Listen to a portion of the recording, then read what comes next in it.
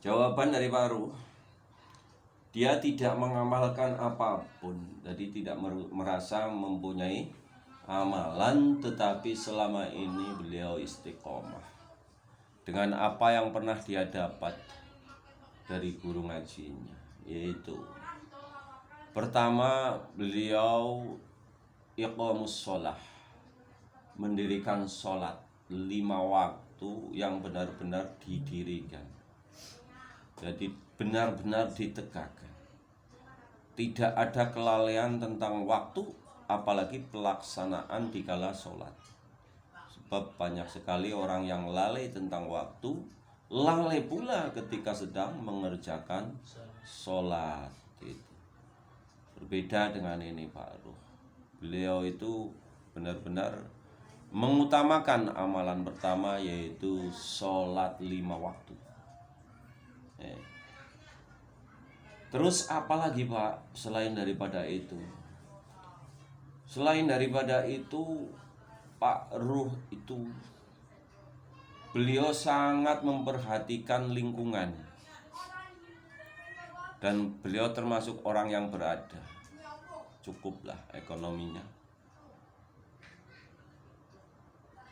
Tidak pernah tega melihat ada tetangga yang apalagi kelaparan, kekurangan, ataupun melihat orang-orang du'afa yang merasa yang membutuhkan bantuan. Intinya apa? Ayat berikutnya setelah iqamus sholah wa ita'uz zakah, dia itu tunaikan zakat, apalagi bahkan wa mimma razaqnahum yunfikun, dan sebagian rezeki yang dia peroleh itu dia infakkan. Ini diamalkan. Terus apalagi Pak? Ternyata beliau itu memang mahabbah terhadap baginda Rasulullah Shallallahu Alaihi Wasallam, dan saking mahabbahnya beliau itu, beliau nggak pernah lupa dengan bersolawat.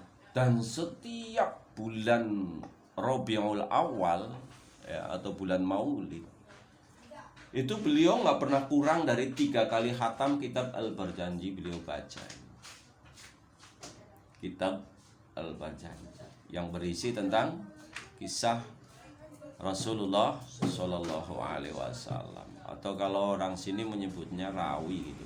Rawi itu ada Al-Barjanji, ada Al-Dibai, ya. Nah, ini yang beliau baca itu Al-Barjanji, di mana sebagian orang menganggap bahwa membaca Al-Barjanji itu adalah perbuatan bid'ah. Nah, itu saudara-saudara kita yang dari seberang situ, dari tetangga kita lah, itu menganggap bid'ah. Padahal bagaimana mau bid'ah ketika kita hanya membaca riwayat, kita membaca sejarah. Hanya sejarah tersebut dibaca dengan bahasa Arab, dan ada lantunan-lantunan qasidah atau syair atau syair, singiran kalau bahasa Jawanya itu ya, marhabanan lah gitu. Dan itu justru membuktikan bahwasanya kita itu saking cintanya kepada Rasulullah Shallallahu Alaihi Wasallam, maka bahasa kita, intonasinya itu disampaikan dalam bentuk seperti kita sedang bercerita biasa, dan sampai dalam bentuk syairan. Ini namanya orang cinta, seperti kita cinta kepada anak gitu kan. Kadang-kadang kan malah dinyanyikan yang tidak-tidak. None none nole lole gung, itu kan istilahnya nyanyi itu. Nah, jadi gitu ya. Jadi bersolawat. Dan ini membuktikan bahwa seseorang yang telah mendirikan sholat, kemudian menunaikan zakat, kemudian mau memberikan sebagian rezekinya diinfakkan ya di jalan Allah, ini membuktikan bahwa dia itu seorang yang beriman, ya, seorang yang beriman. Bahkan di dalam Al-Quran ada ciri-ciri seorang yang beriman. Dan ini mungkin ayat yang akan saya baca bisa menjadi alat ukur, tester keimanan kita itu sampai di mana, gitu ya. Tester keimanan kita itu sampai di mana. Insyaallah kalau nggak salah saya buka Al-Qur'annya itu ada di surat Al-Anfal.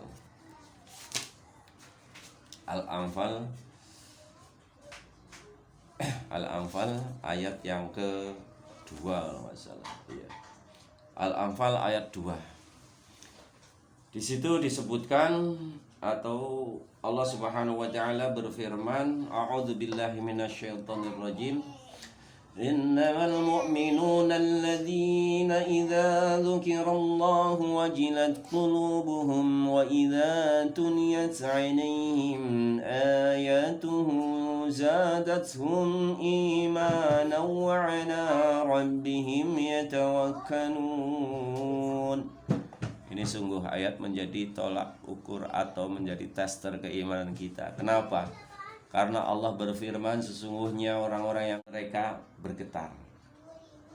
Allahu Akbar, Allahu Akbar. Hati kita bagaimana?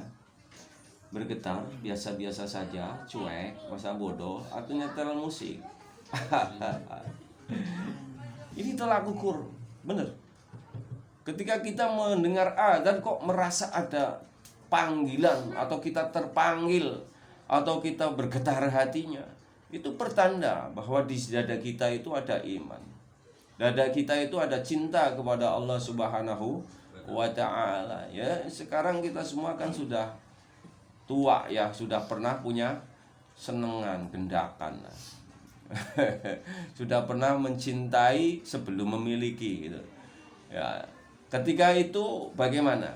Ketika misalnya Mas Zainal dulu atau belum nikah sama Mbak Jiah, tiba-tiba Zainal mendengar ada orang menyebut-nyebut namanya Jiah.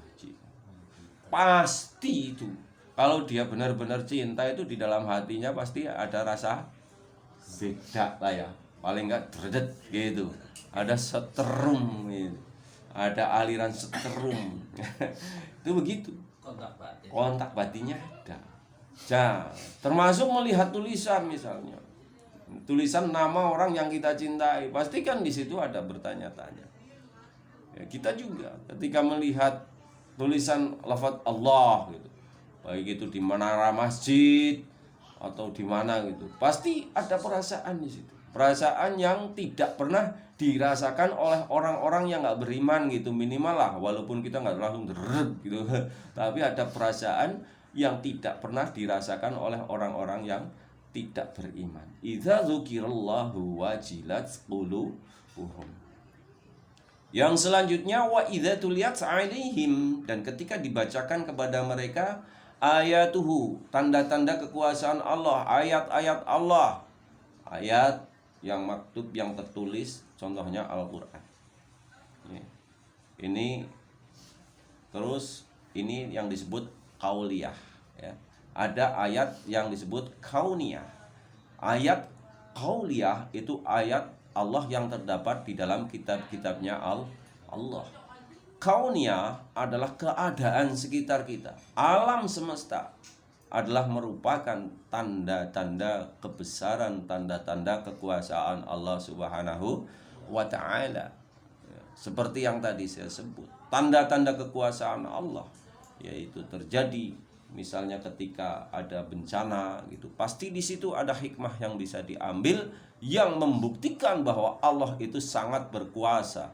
Di mana misalnya kayak kemarin ada Gunung Semeru meletus, sebagian besar orang atau bahkan kebanyakan itu mereka pada terendam atau terkena lumpur panas atau abu vulkanik, banyak sekali yang menjadi korban, rumah-rumah pada terbenam oleh abu tersebut, tapi Allah berkuasa untuk menghindarkan abu tersebut dari sebuah rumah. Kenapa sih kok nggak merata? Itu kan kejadian di Banjarnegara dulu ketika terjadi di Karangkobar itu yang longsor ya, itu tanah yang longsor dari atas tiba-tiba menghindari sebuah rumah, ada yang sebelah kanan, ada yang sebelah kiri gitu, nggak belok ke kiri semua gitu. Kalau belok ke kiri semua gimana? Nanti akan dibantah oleh ahli-ahli alam, ya kan, oleh para ilmuwan. Wah, ini karena begini-begini maka tanahnya belok ke sini. Tapi ketika tanah tersebut membelah menjadi dua, mereka terdiam, tidak bisa mengemukakan alasannya kenapa, yaitu karena ketika diteliti juga nggak bisa mereka menjelaskan kenapa kok rumah ini terhindar gitu. Dan ternyata yang bisa menjelaskannya hanya orang-orang yang beriman kepada kekuasaan Allah Subhanahu wa taala. Itulah kekuasaan Allah. Itulah kekuasaan Allah. Dan ternyata siapa yang berada di rumah tersebut? Bukan kiai yang tenar, bukan, ya, bukan pejabat, bukan. Tapi yang berada di rumah tersebut hanyalah seorang petani yang kesehariannya itu mereka hanya mengajari anak-anak Iqra juz amma. Itu bukan pondok pesantren, hanya ngajar Iqra juz amma Al-Quran gitu. Guru ngaji kampung kalau bahasa Gus Dur. Maka kalau bahasa Gus Dur dulu menyebutkan, kalau mau mencari kiai yang ikhlas itu ya kiai kampung. Gitu aja kok repot kan gitu.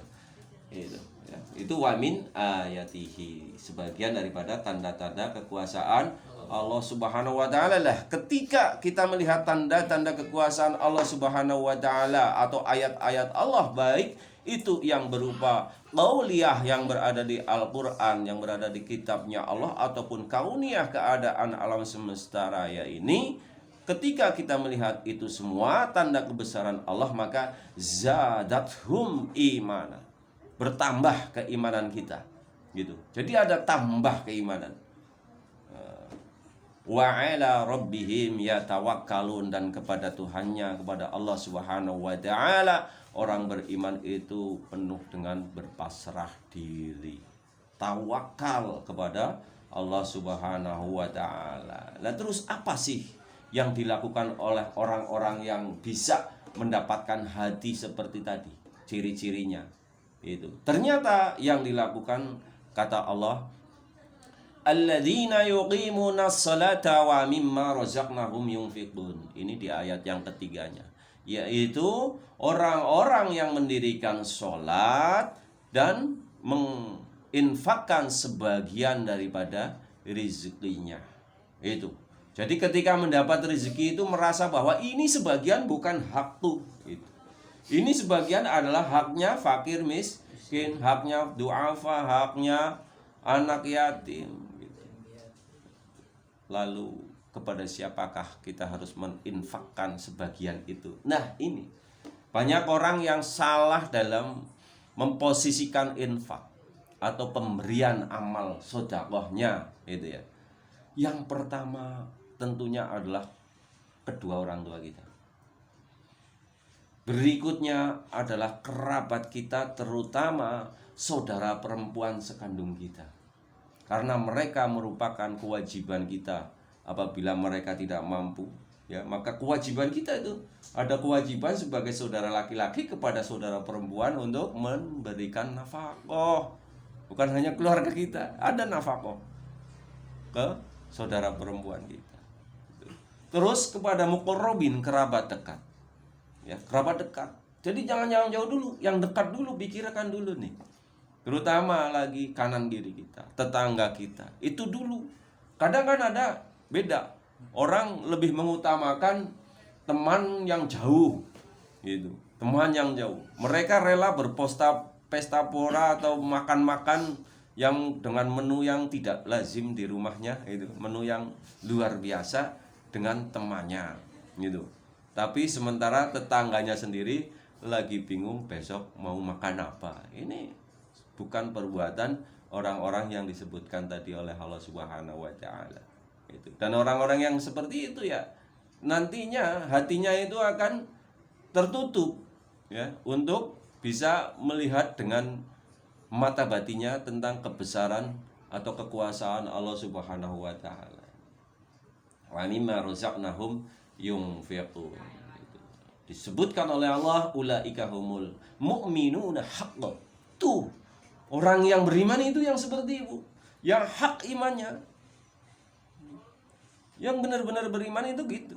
Lah kalau ngakunya orang beriman, sholatnya ngadat, semaunya sendiri, itu. Terus pelit, bahil, medit, buntut kasiren, itu belum termasuk koret dan lain sebagainya, itu belum masuk kategori yang hak imanan, yang benar-benar imannya itu iman yang sejati, benar-benar dia itu beriman kepada Allah Subhanahu wa ta'ala. Apakah sia-sia iman seseorang? Oh tidak ya. Dan setiap orang yang beriman, apalagi yang seperti tadi disebutkan, mereka itu akan mendapatkan balasan dari Allah Subhanahu wa ta'ala. Ulaika humul mu'minuna haqqan lahum darajatun 'inda rabbihim. Untuk mereka ada derajat di sisi Allah Subhanahu wa ta'ala.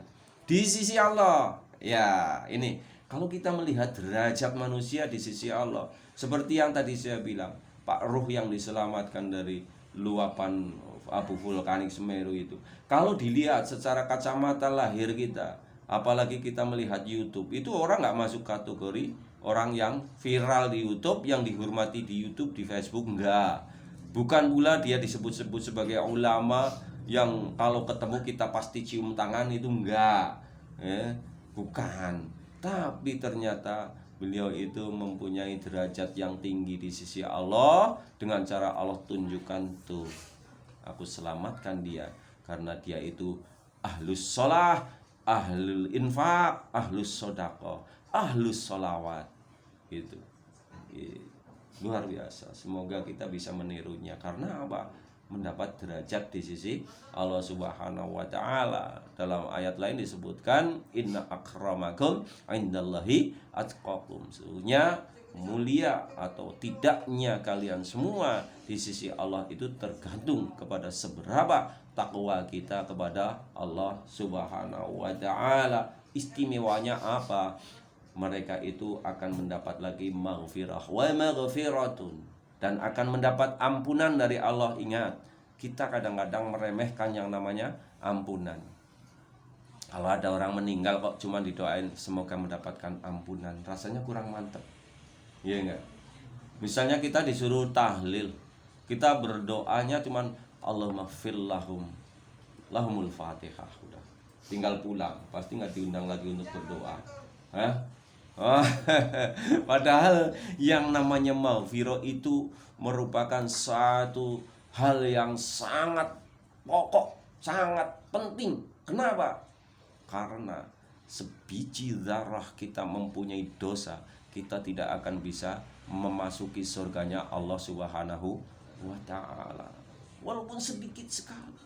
Maka dari itu maghfirah dari Allah Subhanahu wa ta'ala itu sudah otomatis kita butuhkan. Lah, hanya sedikit sebiji zarah kita nggak bisa masuk surga. Lah, dosa kita itu memang berapa? Dosa kita itu kan kalau dihitung-hitung, ya Allah ya Karim, wis ngepeki bumi lah gitu. Maka dari itu beristighfar kepada Allah itu merupakan hal yang teramat, atau bahkan merupakan kewajiban untuk kita semua untuk senantiasa memohon ampunan kepada Allah Subhanahu wa ta'ala. Dan ketika maghfirah Allah itu sudah didapat, maka selanjutnya wa rizqun karim, dan kita mendapatkan rizki yang mulia di sisi Allah Subhanahu wa ta'ala. Hanya ada dua sebabnya ini, neraka atau surga. Ya. Kalau di neraka itu berarti azab, dan itu kita masuk dalam golongan khosirun, orang-orang yang rugi. Ketika kita mendapatkan rizqun karim, berarti kita termasuk muflihun, atau orang-orang yang beruntung di sisi Allah Subhanahu wa ta'ala. Baik, demikian, mudah-mudahan kita semua menjadi manusia-manusia yang mempunyai mata yang bisa melihat, mempunyai hati yang bisa menerima kebenaran, mempunyai telinga yang bisa mendengarkan kebenaran, gitu ya, dan mempunyai mata batin yang bisa melihat tanda-tanda kekuasaan Allah Subhanahu wa taala, dan kita kelak akan digolongkan oleh Allah sebagai seorang yang beriman dan mendapatkan maghfirah dan mendapatkan jannah. Allahumma amin ya rabbal alamin. Asyhadu an la ilaha illallah wa asyhadu anna Muhammadar Rasulullah. Asyhadu an la ilaha illallah wa asyhadu anna Muhammadar Rasulullah. Asyhadu an la ilaha illallah wa asyhadu anna Muhammadar Rasulullah. Raditu billahi rabba wa bil islami dina wa bi Muhammadin nabiyya wa rasula. Astaghfirullahal azim alladzi la ilaha illa huwal hayyul qayyum wa atubu ilaihi. Astaghfirullahal azim alladzi la ilaha illa huwal hayyul qayyum wa atubu ilaihi. Astaghfirullahal azim alladzi la ilaha illa huwal hayyul qayyum